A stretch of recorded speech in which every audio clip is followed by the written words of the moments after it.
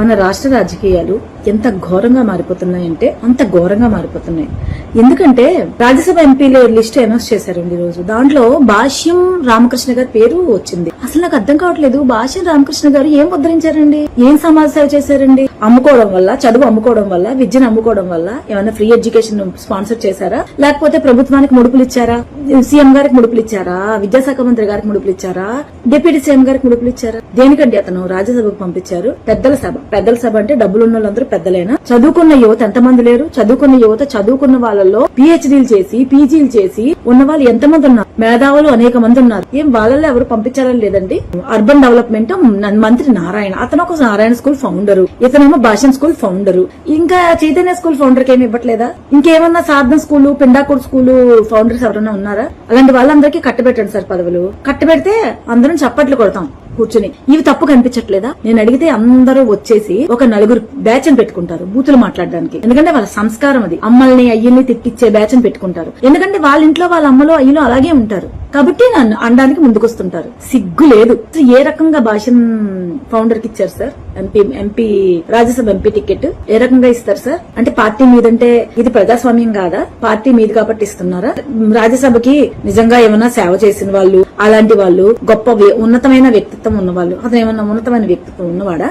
విద్యను అమ్ముకున్నతనే కదా, ఫీజులు వసూలు చేస్తున్నారు కదా. అంటే మీరు అందుకనేనా తల్లికి వందనం ఎంతమంది ఉంటే అంతమందికి ప్రైవేట్ స్కూల్స్ వాళ్ళకి కూడా ఇచ్చేది? ఎంత గౌరవండి. సామాన్యుడికేమో కళ్లల్లో నెత్తురు చుక్కలు రప్పిస్తారు, కడుపు నిండడానికి పట్టిడన్నం దొరకకుండా చేస్తున్నారు. ఏంటంటే అసలు ముష్టి వాళ్ళు లేరని ఒక దగ్గర అంటారు. Town planning urban development minister ఉన్నారు, ఆ ఏరియాలోనే ముష్టి వాళ్ళు ఉన్నారు. విజయవాడ సొరంగం దాంట్లో చూడాలి, ఉదయం సాయంత్రం ఫ్లైఓవర్ కింద చూడాలి, రాత్రి అయ్యేటప్పటికి ఎంతమంది అక్కడ చేరుతారు బిచ్చమెత్తుకునే వాళ్ళు. విజయవాడ నడిబొడ్డులో ఉన్నారు. మరి అతను టౌన్ ప్లానింగ్ అతనికి ఇస్తారు, మంత్రులు అవి ఇచ్చేస్తారు. ఇక్కడేమో రాజ్యసభకు పంపించేస్తారు. అంటే మీకు ముడుపులు ఎంత ఎక్కువ ముడుపులు ఇస్తే అలా ఇస్తారనమాట. మళ్ళీ స్కూల్స్, గవర్నమెంట్ స్కూల్స్ డెవలప్ చేయడానికి మాత్రం ఫండ్లు కావాలి, మీకు డొనేషన్స్ కావాలి, లేకపోతే లేవు. స్కూల్ బుక్స్ ఇవ్వాలన్నా సరే డొనేషన్స్ కావాలి, పిల్లలు యూనిఫామ్ కావాలన్నా డొనేషన్స్ కావాలి. ఏం సార్ వైసీపీ ప్రభుత్వంలో నాడు నేడు అని పిల్లలకి యూనిఫామ్స్ ఇచ్చారు, షూస్ ఇచ్చారు, బుక్స్ ఇచ్చారు, అన్ని ఇచ్చారుగా. మరి మీరెందుకు ఇవ్వలేకపోతున్నారు? వాళ్ళు అమ్మఒడి ఇచ్చారు, అప్పుడు కూడా అమ్మఒడి ఇవ్వడం గవర్నమెంట్ స్కూల్స్ కి మాత్రమే పరిమితం కావాలి, ప్రైవేట్ స్కూల్స్ కి ఇవ్వకూడదని అప్పుడు వీడియో చేశాను నేను. ఇప్పుడు మీరు ఎంతమంది అంటే అంతమందికి ఇచ్చేస్తున్నారు. ఇప్పుడు 3 లక్షల కోట్లు అప్పయింది. మీరు వచ్చాక, మీరు దిగే 2 ఏళ్ళు అయింది, మీరు దిగేటప్పటికి 10 లక్షల కోట్లు చేస్తారా? ఏం చేస్తున్నారు?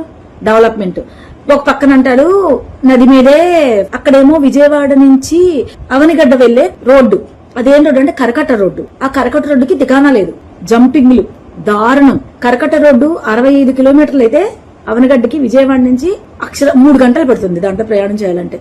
అది కూడా దారుణం, రూట్ చాలా దారుణం. బాగు చేయరు కానీ కరకట్ట రోడ్డు బాగు చేయరు, నది పక్కనున్న రోడ్డు బాగు చేయరు కానీ నది మీద మెట్రో వేసేస్తారు. మళ్ళీ ఏమో ప్రైవేట్ విద్యా వ్యవస్థలు చెప్పే వాళ్ళకి రాజ్యసభకు పంపించేస్తారు. రాజ్యసభకు పంపిస్తారు, తర్వాత మంత్రి పదవి ఇస్తారు. గీతం సతన్ ఒక ఎంపీ, మంత్రి కూడా అయినట్టున్నాడు.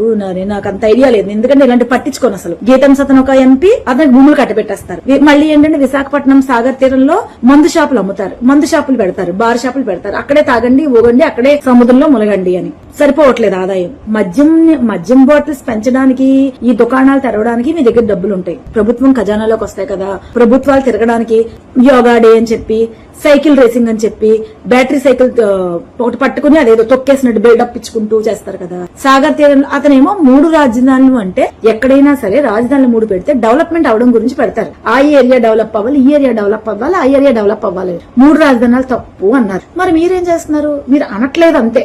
అక్కడేమో బార్ షాప్, సాగర్ తీరంలో బార్ షాపులు అంటారు, మద్యం దుకాణాలు అంటారు, అక్కడ మళ్ళీ బిల్డింగ్లు, అక్కడ కాకుండా ఇంకా బిల్డింగ్లు అక్కడ ఇంకా కడతారు, భూములు కట్టబెట్టేస్తారు, కొండను దోచేసి భూములు ఇచ్చేస్తారు, ఫార్చ్యూన్ కంపెనీ అంటారు, గూగుల్ కంపెనీ అంటారు, చెట్లు నాశనం చేసేస్తారు, పర్యావరణాన్ని. మరి పర్యావరణ శాఖ మంత్రి గారు ఉన్నారు కదా, మరి మన డిప్యూటీ సీఎం గారు మరి చెట్లు కొట్టేస్తుంటారు. ఏం చేస్తున్నారు అసలు? ఇవన్నీ ఎవరికి అక్కర్లేదు.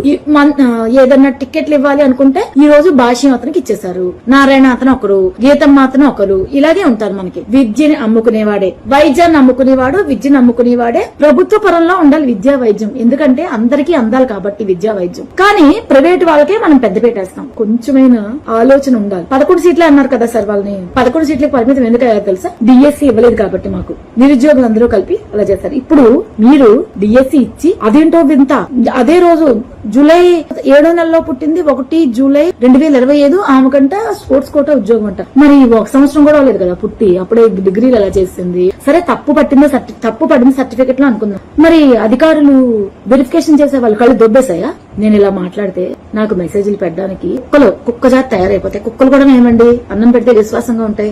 వీళ్ళు విశ్వాస పాత్రలే, ఎందుకంటే వీళ్ళకి చిల్లరేసే బిస్కెట్లు వేస్తారు కదా, వాళ్ళకి బౌబౌ అనుకుంటూ ఇంకొకరి మీద ఎగబడి పిచ్చి పిచ్చి మెసేజ్లు పెట్టడానికి, కారు కోతలు కూయడానికి ముందొస్తారు. ముందు నాకు పిచ్చి మెసేజ్లు పెట్టే వాళ్ళకి ముందు సమాజం గురించి తెలుసుకోండి, మీ ఫ్యూచర్ జనరేషన్స్ గురించి తెలుసుకోండి ఏమవుతుందో అనేది. హీరోలు ఇష్టం ఉండవచ్చు, నాయకులు ఇష్టం ఉండొచ్చు, కానీ వాళ్ళు చేసే పనులు కూడా సమర్థించొద్దు.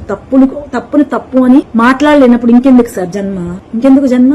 బెదిరింపులు, మాట్లాడితే బెదిరింపులు. ఇంతేనా చేస్తారు? బెదిరింపులేనా? ఇంతకంటే ఏం చేయలేరు కదా. అరెస్టులు అంటారు, కేసులు అంటారు, బెదిరింపులు అంటారు. నేను ఏ రాజకీయ పార్టీలో లేనండి, ఏ రాజకీయ పార్టీకి సంబంధించిందని కాదు. నాకు చంద్రబాబు నాయుడు గారు అంటే మహా ఇష్టం ఉండేది. అతను చాలా గ్రేట్ లీడర్ అనుకున్నాను. పవన్ కళ్యాణ్ గారు అబ్బా పార్టీ పెట్టారు, అయ్యో ప్రశ్నించడానికే పార్టీ పెట్టారు అనుకున్నాను. జనసేన అని అనుకున్నాను. బాగా చేశాడు. జనసేన అని కాదు, టీడీపీ సేన అని. టీడీపీ కోసం పెట్టాడు పార్టీ. ఘోరం. దేశం కోసం, తెలుగుదేశం కోసం పార్టీ పెట్టాడు. ఒక బినామీ అనుకుంటారు. తెలుగుదేశానికి బినామీ ఎవరంటే పవన్ కళ్యాణ్ గారు. ఇగో ఈ భాషణ స్కూల్ అతనికి ఒక ఎంపీ పదవి నాగబాబు గారికి ఇచ్చారు కదా, ఎమ్మెల్సీ. మరి ఇంకెవరికన్నా కావాలంటే ఇవ్వండి. చిరంజీవి గారు ఖాళీగా ఉన్నట్టున్నారుగా, పాప అతనికి కూడా ఇవ్వకపోయారా అండి? మళ్ళీ రాజ్యసభ ఇచ్చి ఏమన్నా పోస్ట్ ఇవ్వకపోయారా?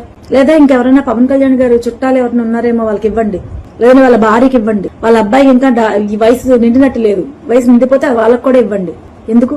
ఎమ్మెల్సీలో లేకపోతే రాజ్యసభకు పంపించేయండి. కనీసం ఆలోచన జ్ఞానం కూడా లేదండి. ఏం డెవలప్మెంట్? రాష్ట్ర స్కూల్స్ డెవలప్మెంట్ కోసం, ప్రైవేట్ స్కూల్స్ డెవలప్మెంట్ కోసం ఇలాగే ఆలోచిస్తూ ప్రభుత్వం ప్రైవేట్ పరం చేయాలనుకుంటుంది.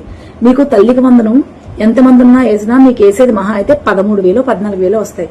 మరి అక్కడ ఫీజులు కట్టాలిగా. బస్ ఫీజు కట్టాలి, బుక్స్ కట్టాలి, యూనిఫామ్ కట్టాలి, అన్నిటికీ కట్టాలి. ఫెస్ట్ అంటారు, సార్థం అంటారు, పిండాకోడ్ అంటారు, అన్నిటికీ కట్టాలి.